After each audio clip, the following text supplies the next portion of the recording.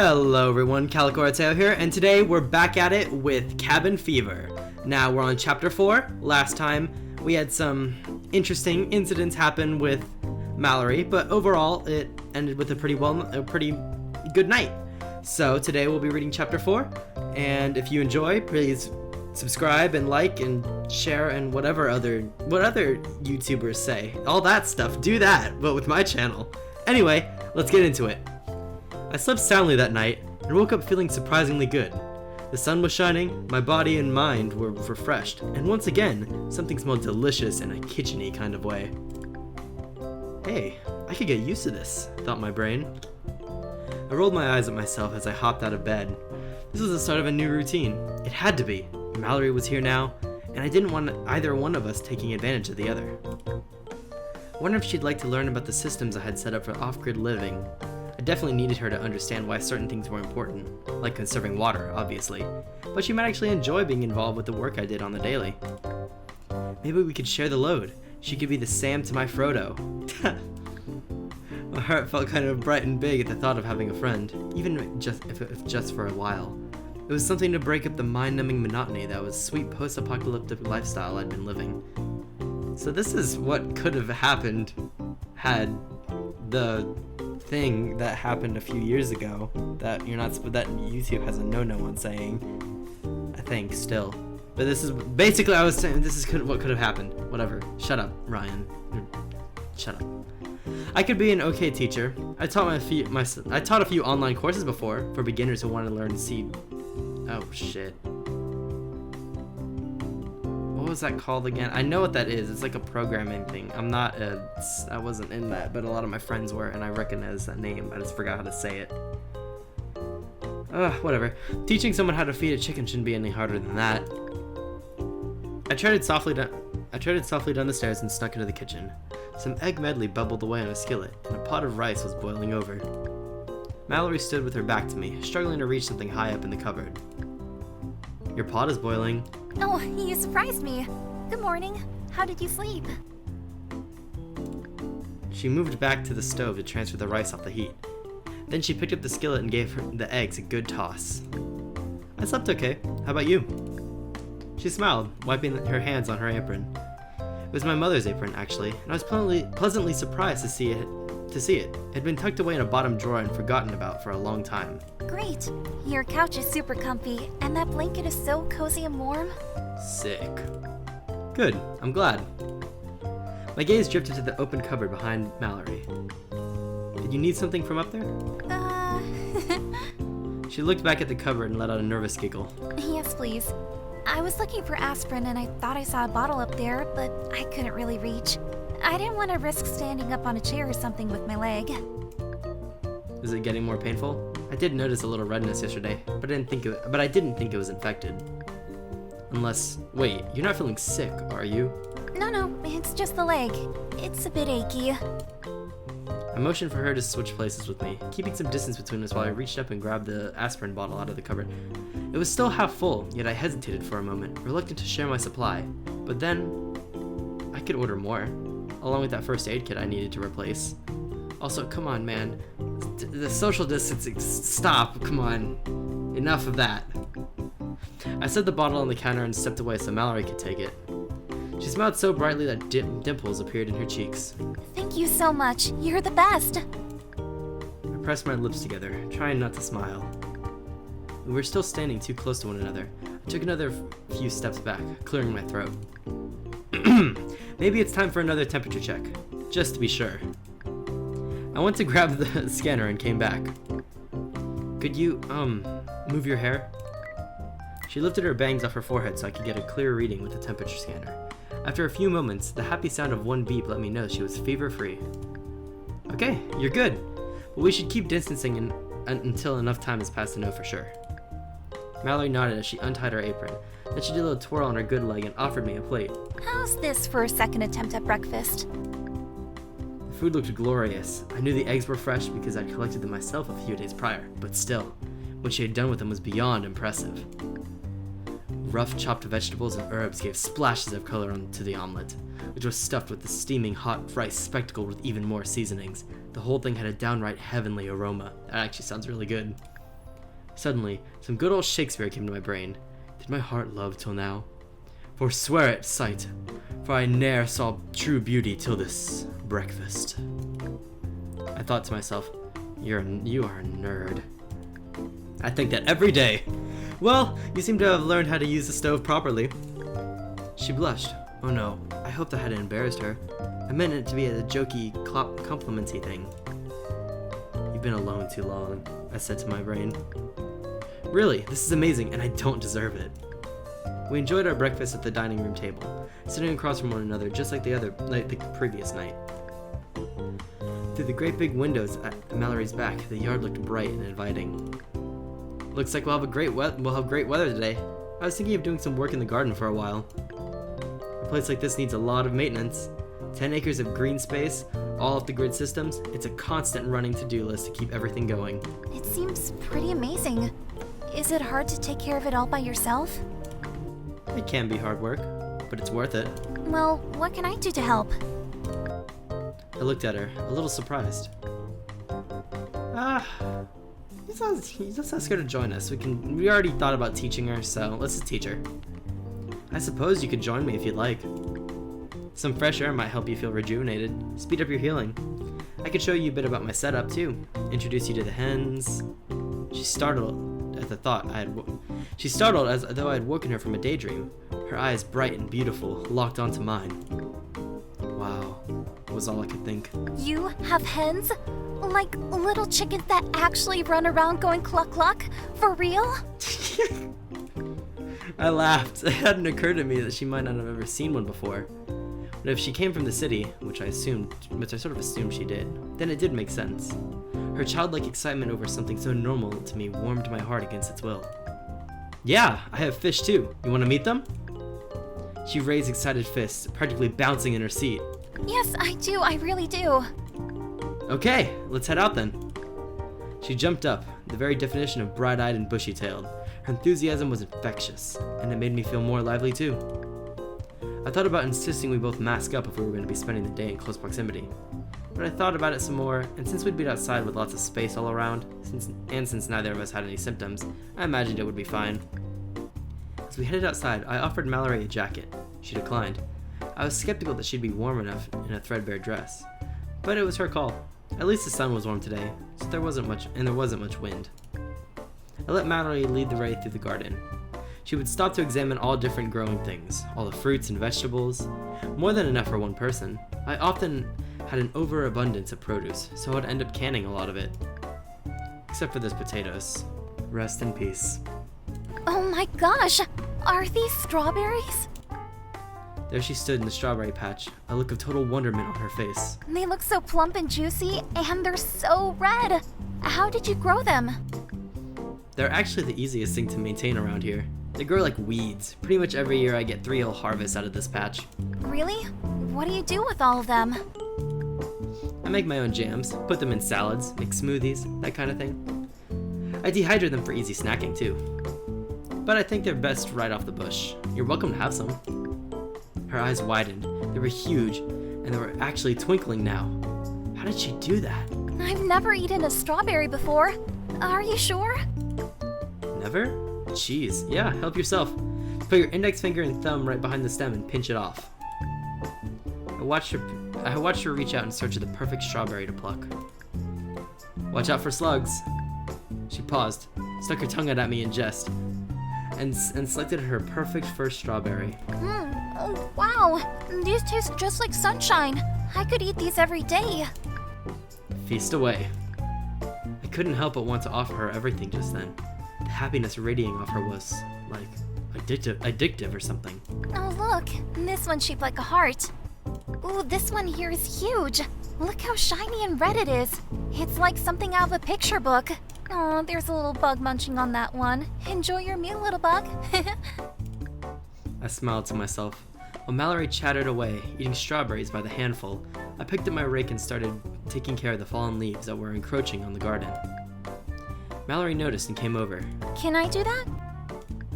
Her smile was brighter than the sky above us. Oh no, that's okay. You need to go easy on your leg. My leg feels fine. Please? She just looked so earnest. Reluctantly, I passed her the rake.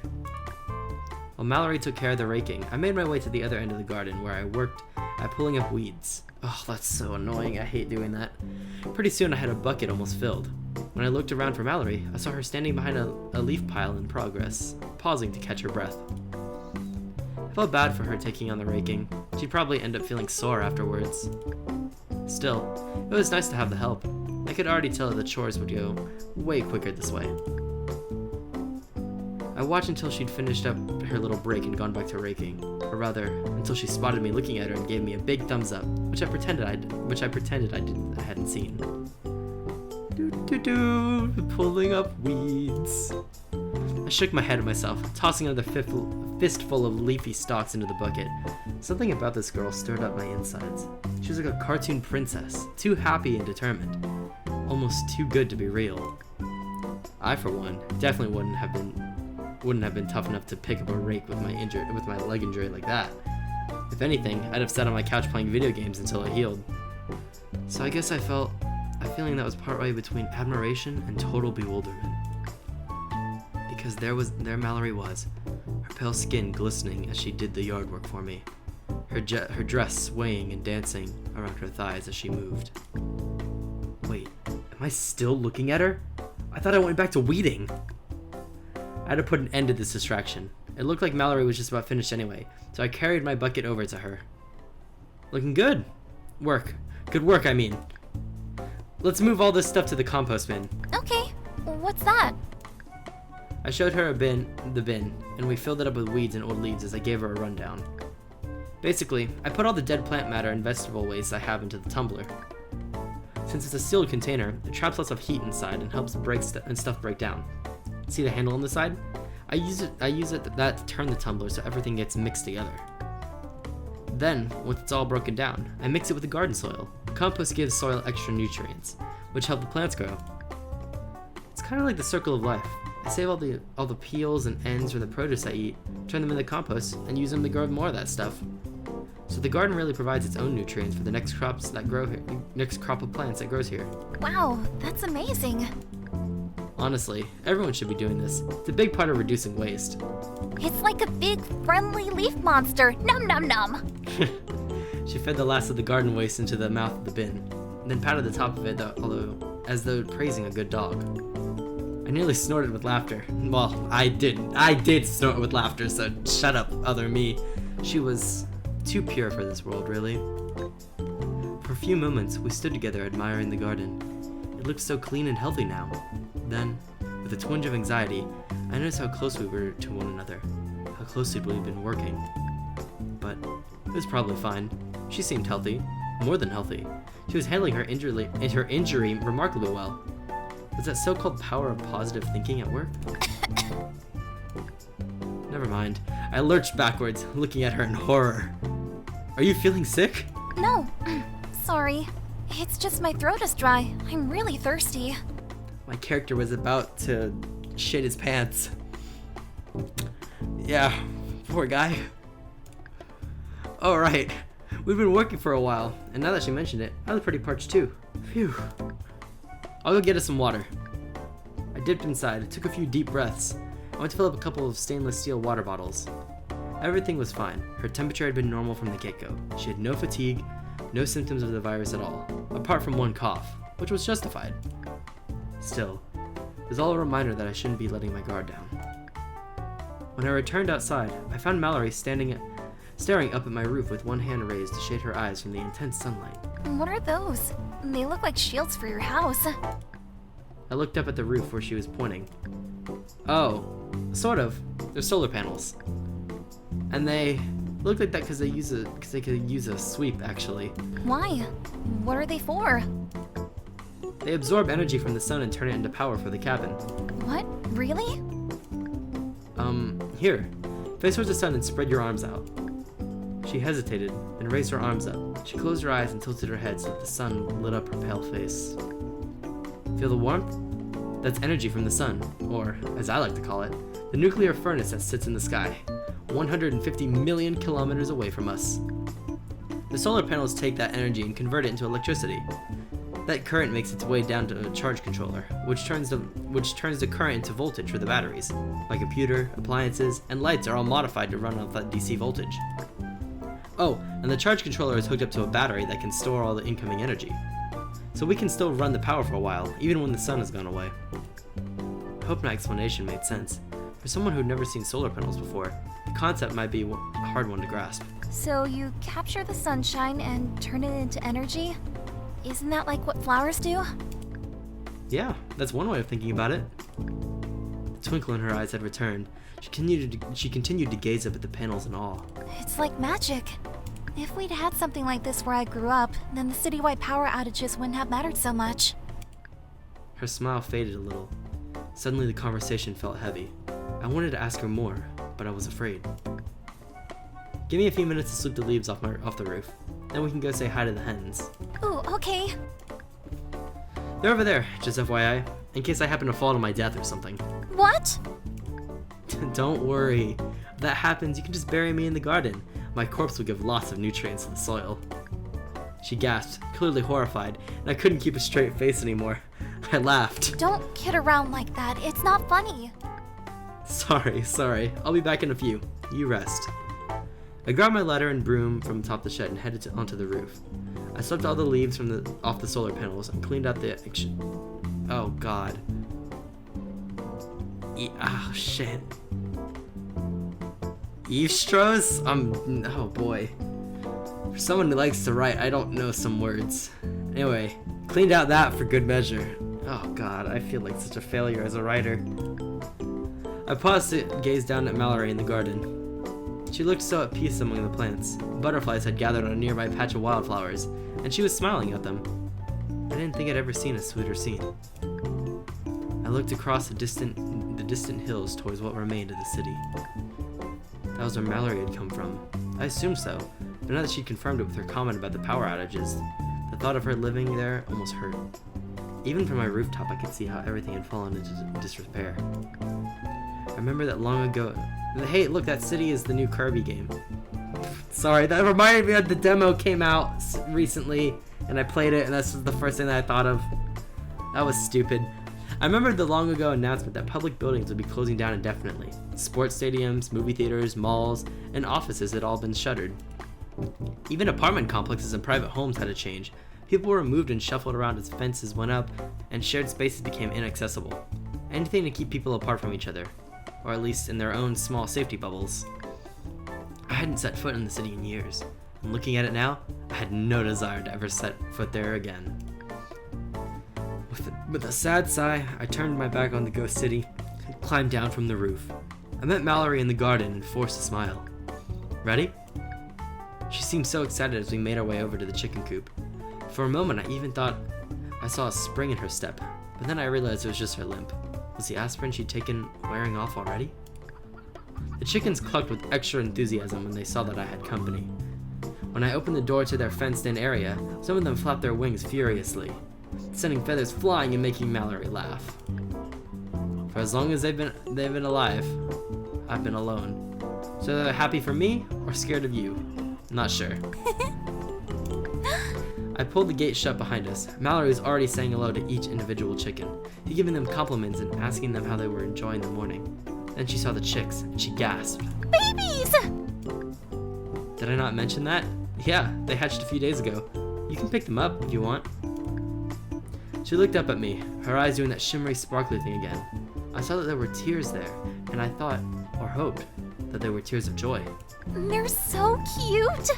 Are you sure I can touch them? It looks like they'll break, they're so tiny. Funny, that's exactly how I felt about her. They'll be okay. Just gently scoop them up into your hands. Okay. She carefully held out her hands. Some of the chicks came closer, investigating her, and it didn't take long before a couple of them volunteered to step onto her palms. Mallory let out a small squeak and lifted the chicks up to her face. The chicks reciprocated with their own happy peeping noises, dancing in her hands as she stroked their golden down with a single fingertip. They're so soft. I love them. They are very soft. Baby chicks are very soft. I believed her. It was weird. I couldn't fathom loving something so easily or so quickly, but Mallory did. And I had a hunch she'd have taken a bullet for those baby chicks. Oh, sorry about the smell, by the way. I'm used to it, so I guess I forgot that the coops get pretty smelly. I don't find it bad at all. She continued to pet and play with the little chicks. The whole scene was just too precious. Do you want to feed them? There's a bag of grain just behind you. She looked over her shoulder, smiling, and gently sat down the chicks so that they could reach for the bag. She took out a small handful of grain and scattered it in front of her. The chicks started to eat, and soon the adult hens came to join them. All the chickens loved Mallory. They nibbled at her dress and danced around her as she fed them. The clucking intensified with every handful of grain, becoming so loud that Mallory started to laugh. They're so happy. I nodded. I tried to give them a good life, even if it's only a short one. Huh? What do you mean? Oh no. Why did I say that? What should I say next? That would ruin the mood. I'm gonna change the subject. Well, short because, chickens aren't very tall. Oh, God. You know what is tall, though? Aliens, I bet. So what are your thoughts on the possibility of intelligent extraterrestrial life, anyway? You know, I thought that I saw a UFO once, but it turned out it was just one of those wacky inflatable flailing arm things that get loose from a car a lot, so... I saw a look of dismay on Mallory's face and let my voice trail off. She stroked one of the baby chicks, deep in thought. I guess life is always too short, no matter who or what you are. Yeah, I guess it is. Mallory leaned down and nuzzled the chick again, whispering. I love you, little chick. Have a really fun day, okay? She giggled softly. Then she got to her feet and turned to face me. Thank you for bringing me to meet them. Of course, anytime. I cleared my throat and motioned for Mallory to lead the way back out of the coop. I followed her out, shutting the gate behind us. Shall we head back inside? She nodded as we strolled across the grass. It felt a little awkward when we went back to the cabin. There was an unhappy tension, but I didn't know if it was just me feeling guilty or something more. I tried to inject a little perkiness into my voice. So, there's one more thing I really wanted to show you today. It's the most intricate and nerdy of all my systems, and by far my favorite. She tilted her head questioningly. Remember when I said I have fish? Well, it's a bit more complicated than that. The fish are actually part of a system. Oh, crap. The fish are actually part of a system I use to grow plants and food indoors. That way I can have at least some fresh things to eat in the winter. Oh my god, I can't read! Oh? It's called aquaponics. It's really freaking cool. Come on, I'll show you. She smiled softly, like she was charmed by the idea. That was a relief. Okay. I led Mallory through the cabin to my aquaponics room. It was sort of tucked away, and since I always kept the door closed, it was easy to miss. I found myself oddly excited to show this to her.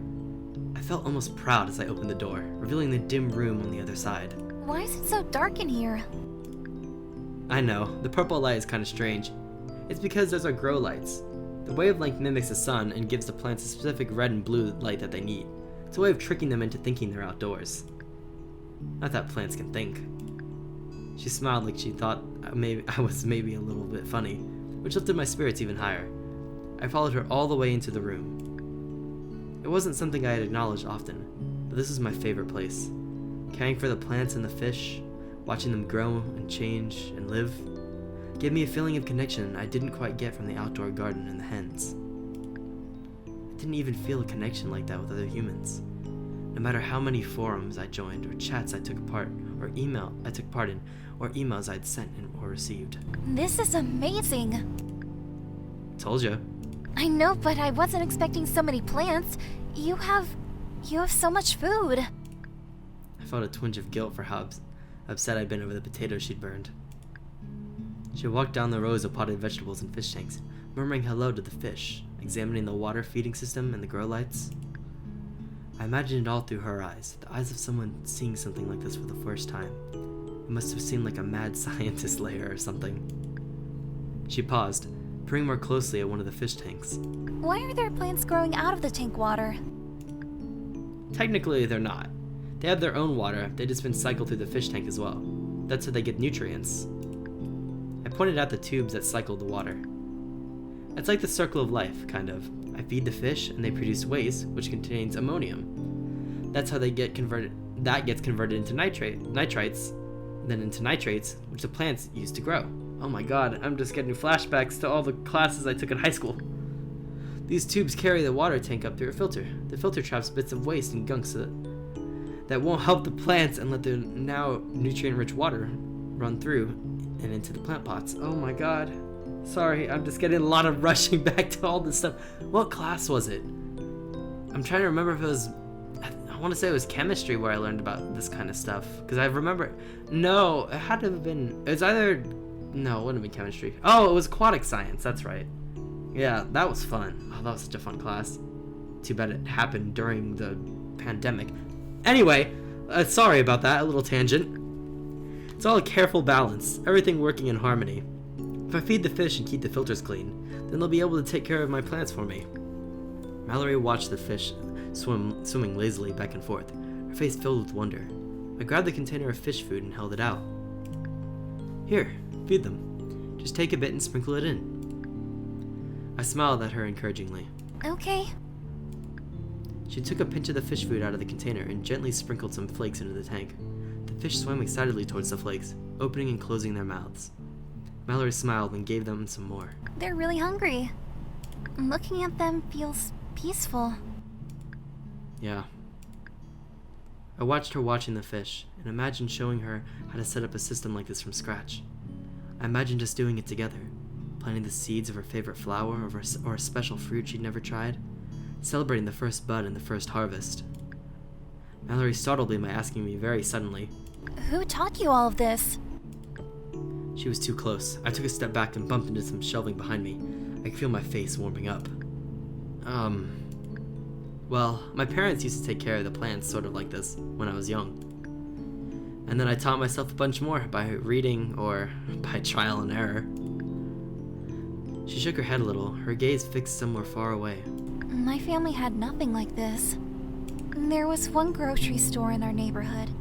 We'd have to wait in line for ages, and then the shelves would be practically empty. We had to scrounge and make do with food that was either spoiled or just plain not enough. All these systems you use. If we could have had something like this, then maybe... My stomach felt tight. This was it. She was opening up. She was finally going to tell me where she'd come from, what kind of life she had, maybe even what she'd been doing out in the rain that night. I didn't feel ready. Why was my heart beating so fast? She looked so somber as her mouth came open, hesitant. And then she said, I love that you wanted to show me all this stuff. But, what do you do for fun around here? Let's go warm up the Nintendo Switch and play some Smash Bros, baby. She nudged me and gave me a cheeky little smile. Okay, so much for that idea. I forced my own smile, averting my eyes. Yeah, I know. All work and no play, yada yada. How about this? Let's go make some tea, get something to eat, and I'll show you my video games. She nodded, suddenly grinning just as brightly as she had been that morning, as if the day had brought her no sadness at all. She said goodbye to all the fish and went back out to the brightly lit hall. I followed, and closed up the room behind us. We ended up spending most of the afternoon playing games on my tablet and snacking. When I showed Mallory my favorite retro game, the idle clicker with the just right balance of dopamine-inducing rewards, she told me she played it before, with her sister, when they were children. She was so excited about this, and once again her enthusiasm was infectious. I used to hold the record for fastest speedrun of this game, you know. You did not. There's no such thing as a speedrun of a clicker game, and if there was, that record would be held by a bot. We teased each other like that, laughing and sharing little meaningless anecdotes, and I didn't notice her shifting closer to me, getting more comfortable. We were too comfortable. A comfortable silence took over, then Mallory leaned against me. Too nervous to move, I looked down. Her eyes were closed. She was falling asleep. For some reason, I let her stay there on my shoulder. I studied her, the ornate brooch she was wearing on her sweater dress, the cute pin that she wore in her silky hair, her creamy skin and narrow shoulders, the plunging white lace bra. My throat tightened up. This was not okay. Slowly, with deliberate care, I slid away from her. I used a throw cushion to lower her onto the couch, trying my best not to wake her. I placed a blanket over her. She continued to breathe deeply, in and out, unmoving. According to my clock, it was just past 7. I was surprised Mallory had fallen so deeply asleep already.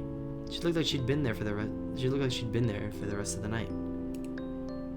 Maybe I shouldn't have let her help with so many chores, I thought. But then again, I was getting pretty sleepy too. I crept in the kitchen and, as quietly as I could, made a nightly cup of herbal tea. We snacked all afternoon, so I wasn't hungry, but that cup of tea before bed was an absolute must. Carefully, I carried my mug upstairs, settling in so as to not disturb Mallory. It wasn't long before I was dozing off, tea only half gone. My body had been warmed by the fire, which made it all too easy to drift off to sleep. That night, I dreamt of the chicken coop being empty. There were only traces left behind of the hens, and their feathers were scattered everywhere on the ground. Coyotes must have speared them away, my dream brain thought. I remember pocketing one of the feathers and walking around the woods in search of them. It was a very strange dream, unlike any other I had before.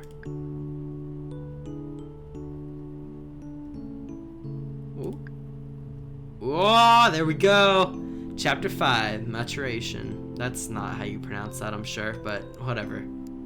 Anyway, this has been Chapter 4 of Cabin Fever. I hope you enjoyed my stupid little tangents and my terrible reading quality.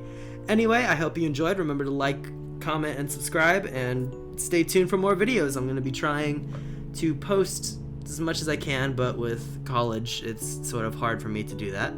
But I'll be trying my best, so stay tuned. Anyway, I've been Arteo, and I'll see you guys next time.